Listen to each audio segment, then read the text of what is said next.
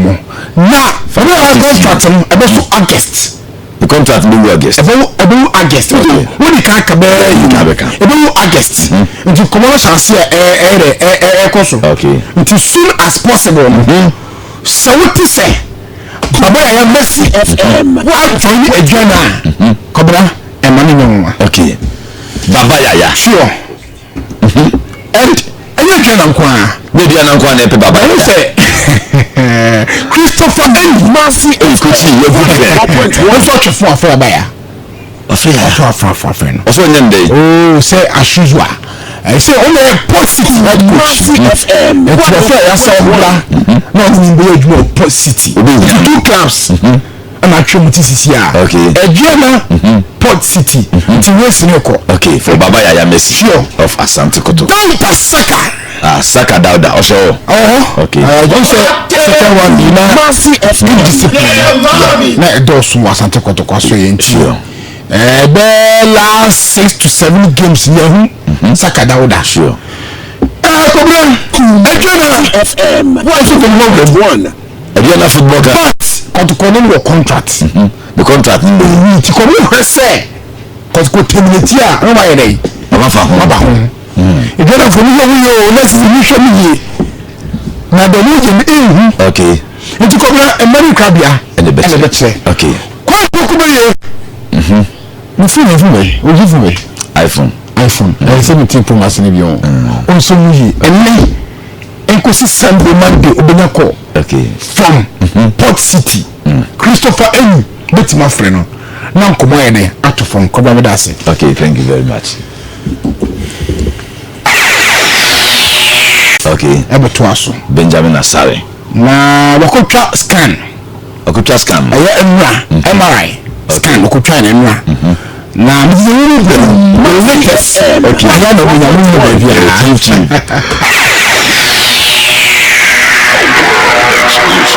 Mercy FM 1.1 Comment jouer ça chief of the night Lawrence at Zigi champion goalkeeper MRI scan by the plan a groin injury okay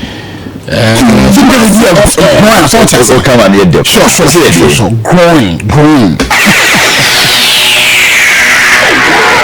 Mercy FM 1.1 come at Zigi everything be 1 or 3 weeks now what you mean sakosi bosume baako thank you 3 weeks what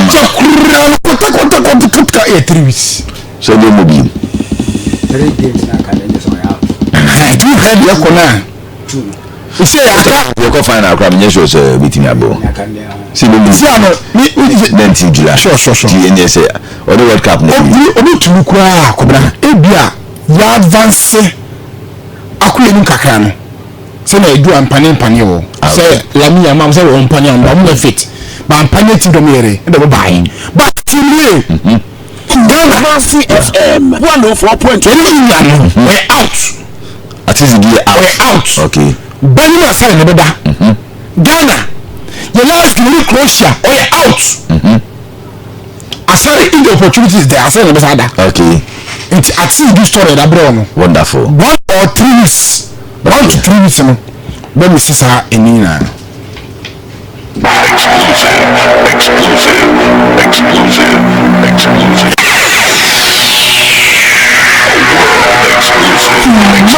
FM 104.1 okay same sika medical 3 weeks to 1 month okay and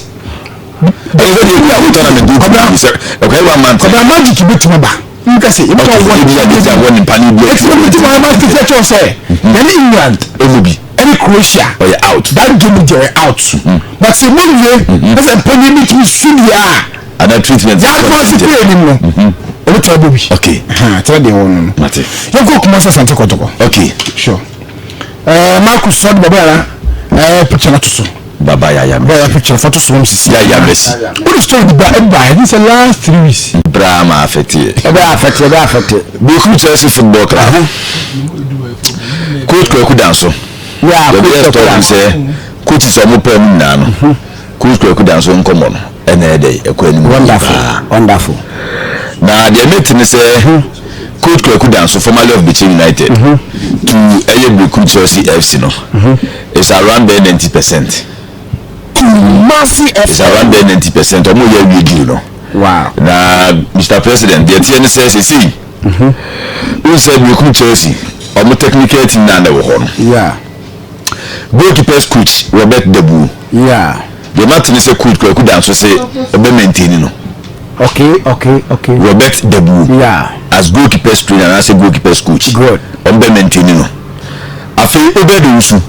Yeah. Who's a non-assistant? Yeah. Not just with 2 assistants. Okay. Coach Emmanuel Nkrumah. Yeah. And Obedusu. Yeah. Obedusu so on be maintaining. Okay. Now Coach Emmanuel Nkrumah there. Coach Emmanuel Nkrumah there. Yeah.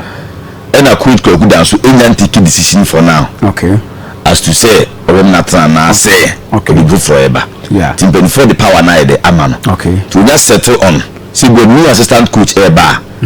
Omuna eba same day na fi contract no. What be since and my Brekum Chelsea. Na the meeting say Brekum Chelsea ne coach Kweku Danso recruitment ne kra matches here. Oh, okay. For now, pen checks information kuta me kra no. Yeah. Oma sign 2 players from Adubiase.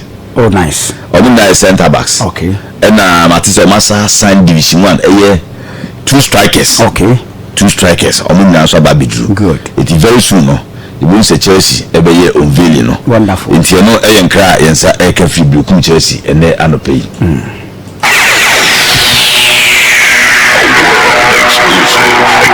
Football club. Obe resume 2nd July. 2026. Wonderful. On the 2nd of next month. Good. And Obe resume. Good. Now the Martin say Obe resume na 2nd no. Management members on America Ediana management. Okay. Our fantastic CEO, Mr. Collins Atapu Bishop Edano. Yeah. On Ninia Prince the Kala. Yeah, absolutely. And Mr. Atedi Bango. Yeah, maestro Munin Penifon Baba Lutamo. Okay. Omni coach am ebo ku fi su betnase na bedi nkomo. Na fi coach edin the plans atro menu. Okay. It be a coach am ebo be decide say omon ko pre-season no. Na fi omo movie call so bendo ma ho so a. No ma na so be mu Cote d'Ivoire. Mama ko. Ni na no. Omdi bibia ma coach am ebo du. Wonderful. Say on one take final decision. Yeah. As to be a omo pre-season no. Ombe kwa akoye ntie no eyenkra mensa eke free honum. Wonderful. Kofi Agbesima. Yeah. Former captain, heartsofoak, former captain Bichi United. Is in the contract on the FC Samatex. Yeah. About a year. Oh, okay. The meeting is a Port City. And so, interest. Okay. See a power room. Or more interest. Sure. Nice one. To the meeting is a Toma. Na chese abrantie Kofi Agbesima. Good. Ono so omo sabitimi akano. Tisa nkomo nso egusua ekoso. Wonderful. Sabe be na fi memfa nko bi o hasofo.